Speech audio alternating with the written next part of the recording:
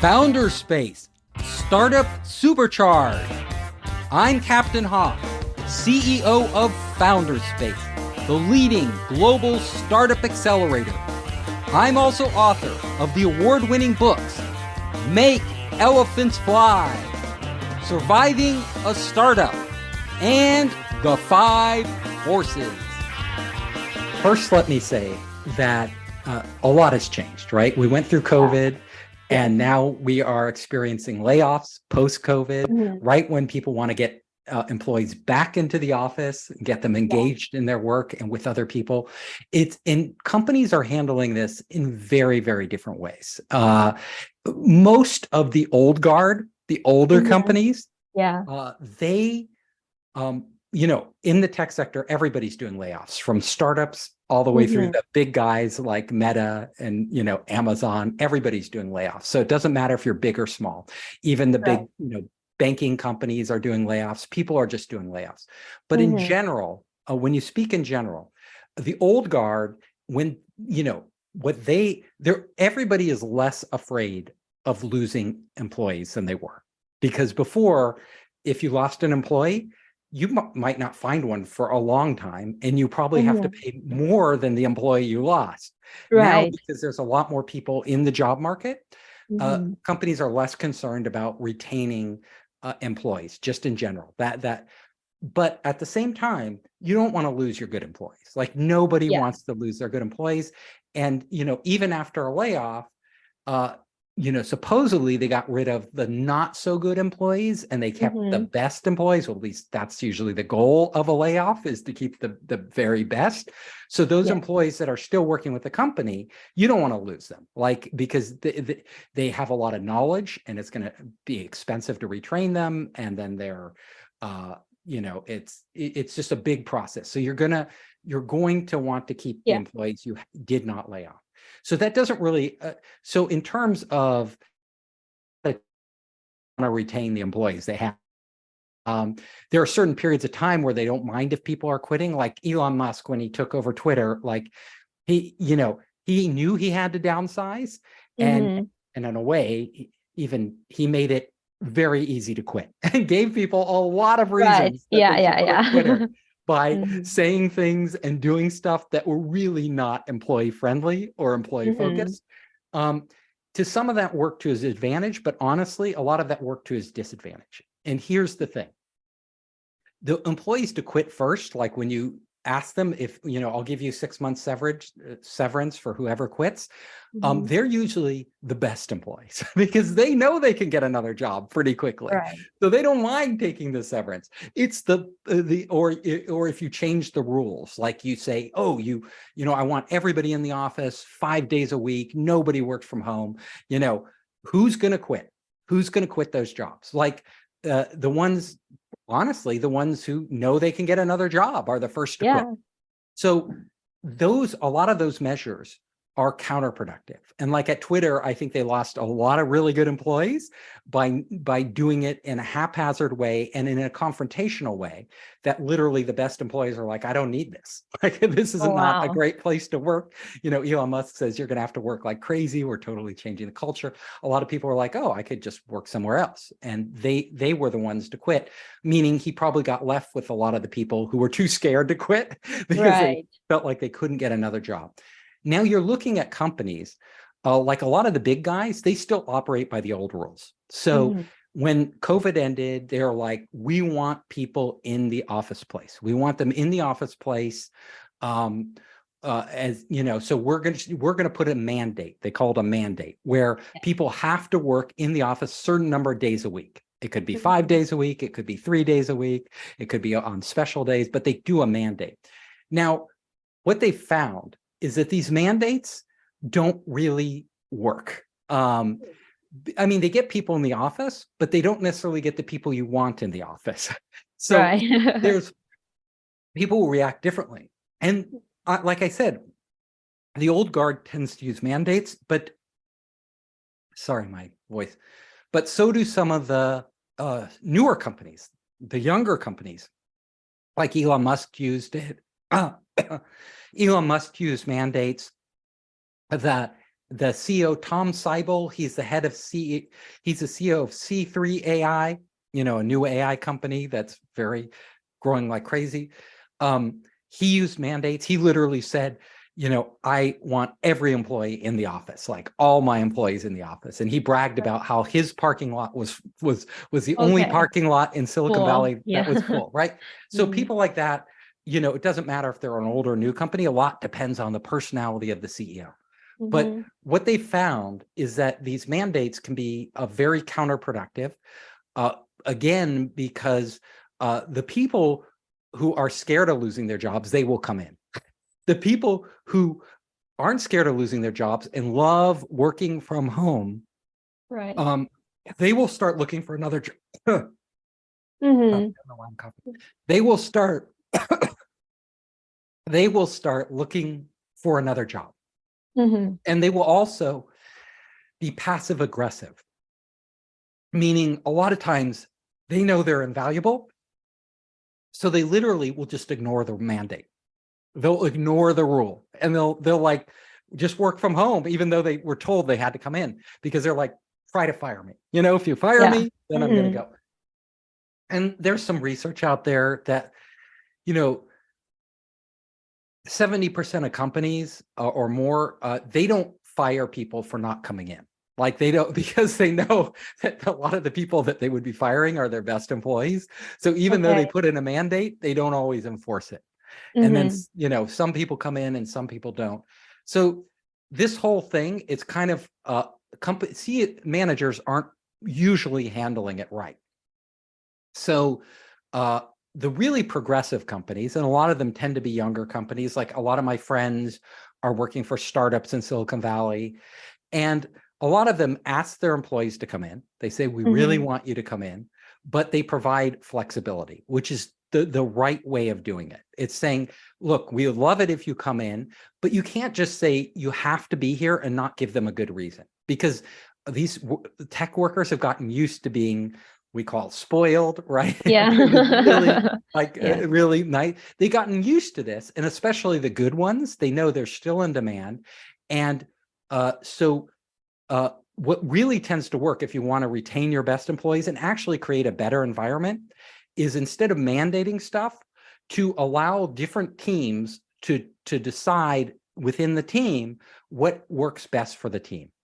And then to give people a reason to come in.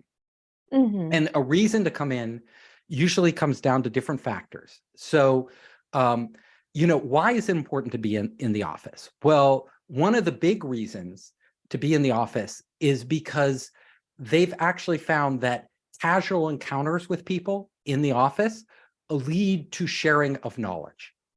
Like it's not like a formal meeting where you're sitting down in a room meeting. It's like when you bump into somebody in the hallway. And Steve Jobs was a huge proponent of this. That's why he designed the new Apple headquarters in the shape of a donut, right?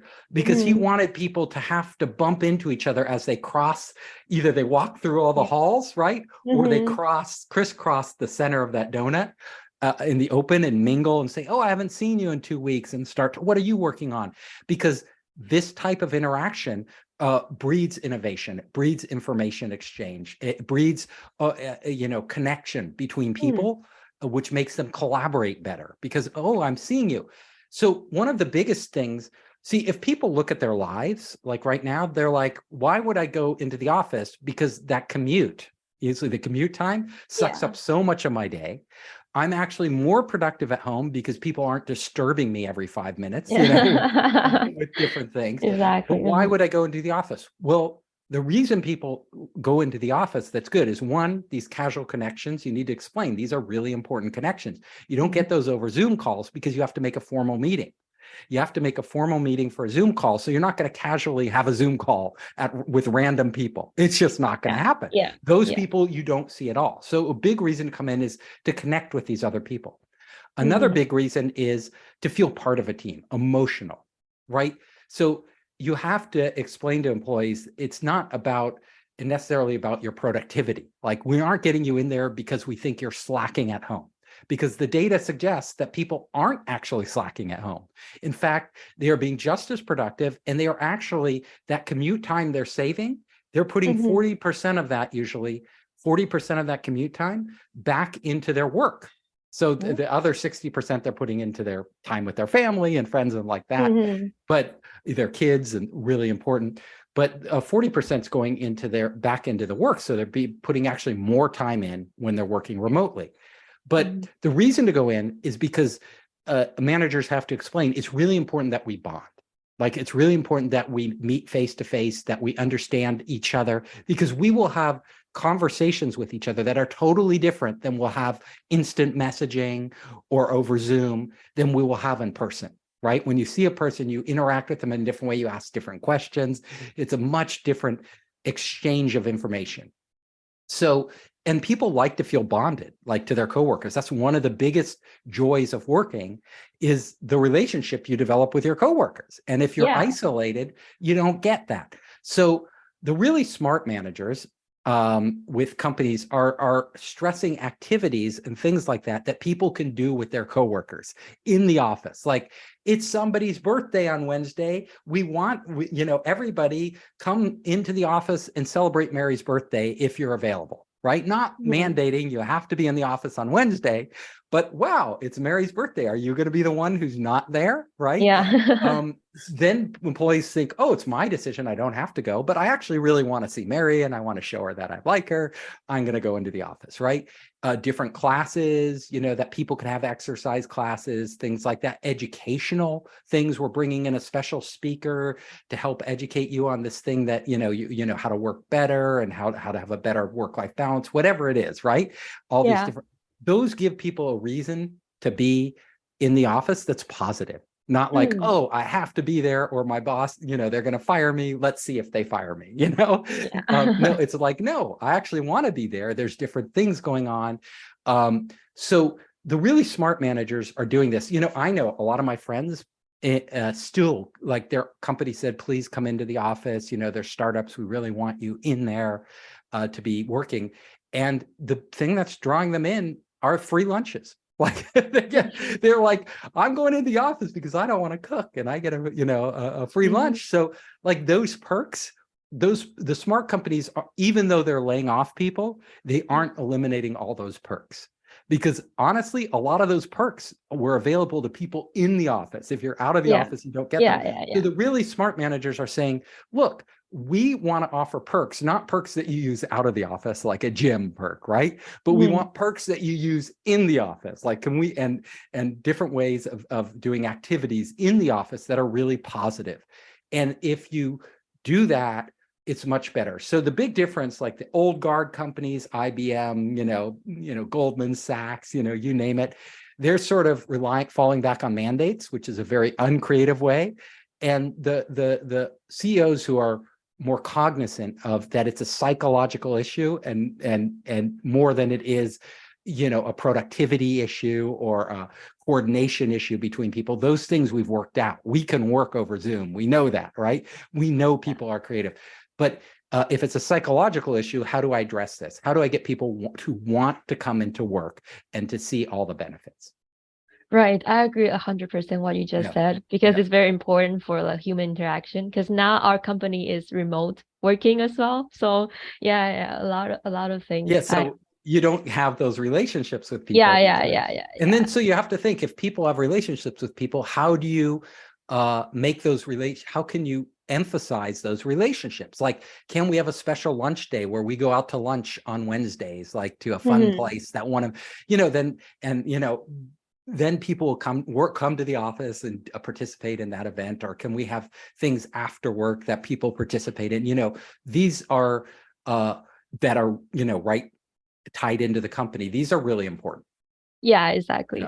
So you're saying that the layoff is actually like a global thing, not just in tech industry. And well, it's spreading, like it's spreading, right? So at first the tech industry was hardest hit because tech overhired, because they the fundamental premise was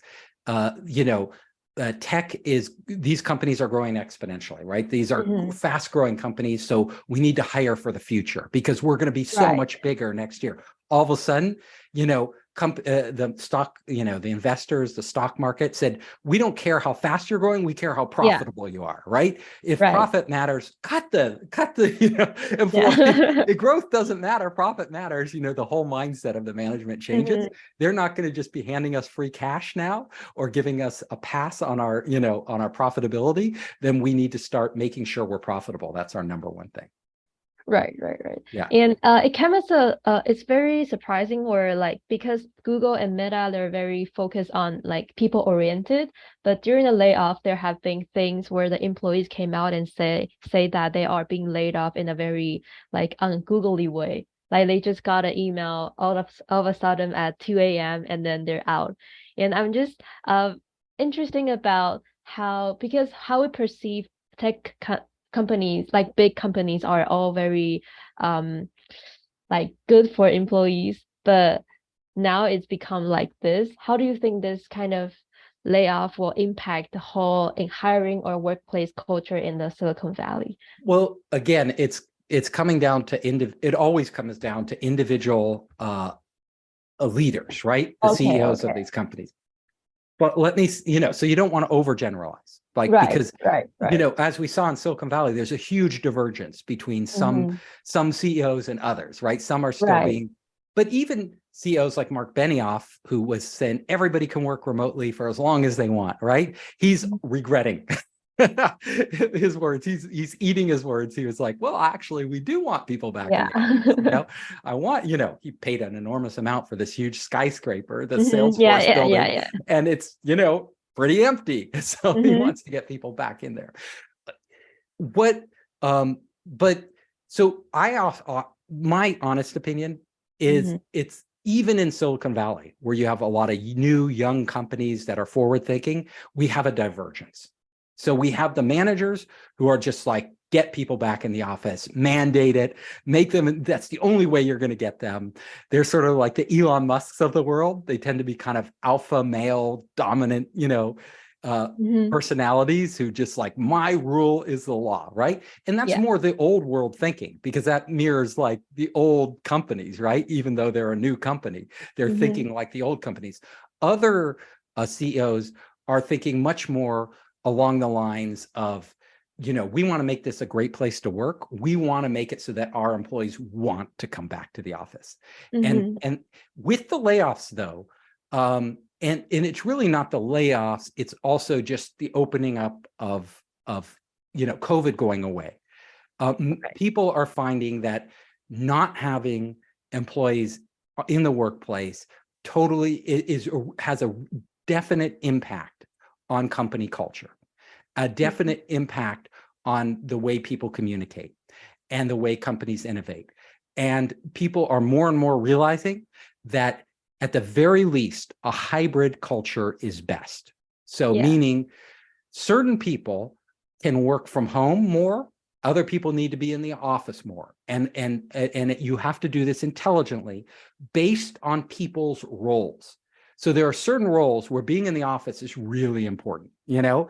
And I would say for a lot of HR roles where somebody wants to sit down and have a private conversation with you, a lot of managerial roles, being in the office, being there is really important. You know, if they're more of an individual contributor and they can do their job from home, well, let them work from home, at least, you know, if not all the time, part of the time. And this is especially true for mothers. So, and fathers if they take care of the kids, but a lot of fathers don't. But especially true for mothers.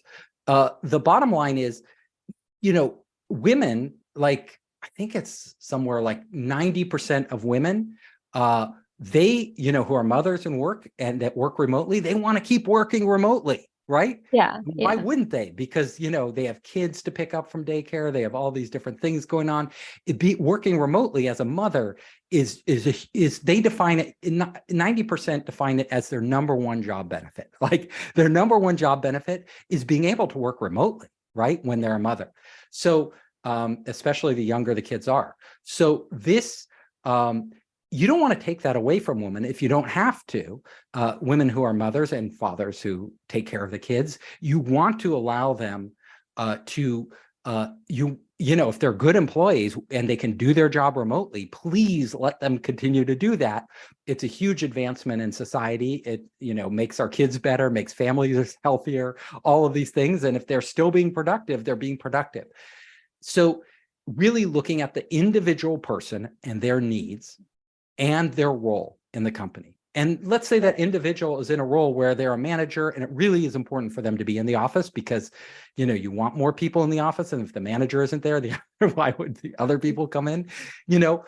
Maybe they switch roles, right? Maybe you suggest, you go into more of an individual contributor role that is better for remote and have somebody else do the managerial role. You can be creative about these solutions, but the smart managers in Silicon Valley, and if they're in a big company too, that's great.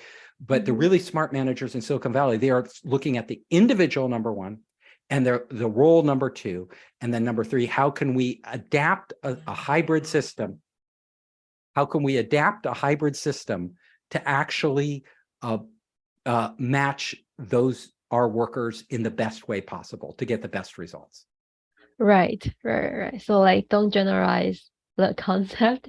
So is there a difference between how Apple works and how Facebook works? Like a newer one and the older one, or you think they're just different from the managers? Well, it's funny because Mark Zuckerberg took his cues from Elon Musk. He's another one of these type controlling types, right? So like a lot of it comes from the CEO on down. Right, the company culture, right? Not so much the age of the company, and that's one thing I want you to think about.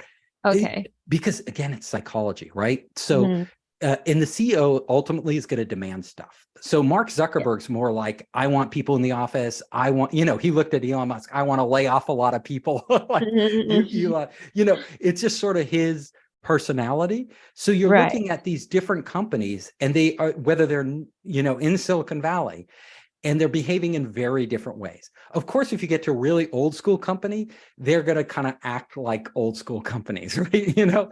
But in Silicon Valley, it's just not heterogeneous. There's not a homogeneous culture, right? There's a culture that's very much defined by the leaders of each individual company.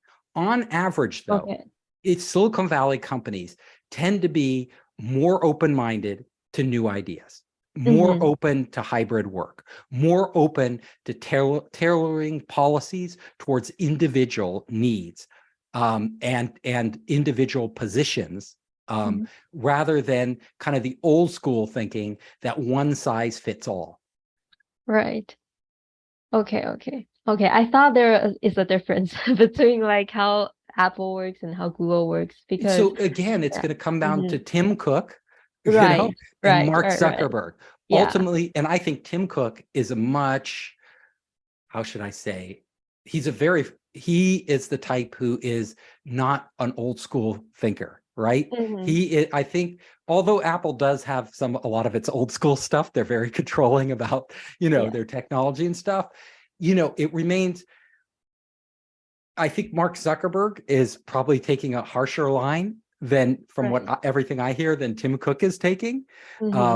But Apple still is, a more mature company, more kind of grounded in its ways than a lot of the startups. You look at the startups, and a lot of them want people in the office, but they're being very flexible. They're really being much more flexible than a lot of the larger companies, because look at Facebook, even though it's newer, it's a large company now, right? It's a big company, and Apple's a big giant company. So these are big giant companies with CEOs who have their mindset. A lot of the startups are much more flexible. I see. Yeah. And so when I say startups, I mean much earlier stage, Yeah, right. I know. So how do you think, how can other companies and maybe other places can take advantage of this layoff and maybe recruit more tech talent when like these big companies are kind of putting their talent back on the market? Well, it's great for companies that need talent. And what we've been seeing, the job growth in the US, the job market's still extremely tight. Right. It's extremely tight in service jobs, like super tight, right? But it's also still like most of the workers getting laid off in Silicon Valley are finding new jobs. Like it may take them a little while to find the right job, but they're being rehired. So because, so the fact is, you know, some of them, if they're older workers, they tend to kind of drop out of the job market. They're like, you know, I got laid off. I'm, you know, my 50s or whatever. And it's not worth going back. But the younger workers, they're actively looking and they're finding jobs. This has been a real boon for companies that had a hiring deficit. Like they literally did not have enough people, tech workers, to fill their jobs. So they're like, great, now we can get some of these tech, you know, people we couldn't get before. We might be able to get them at a little more reasonable price. We can get the talent that, you know, we might not have been able to recruit them because we're not a big name like Google or Apple, like all the best ones. But now the Google, Apple, Amazon are laying off. We can get that top tier worker that would have gone to them, but will now come to us.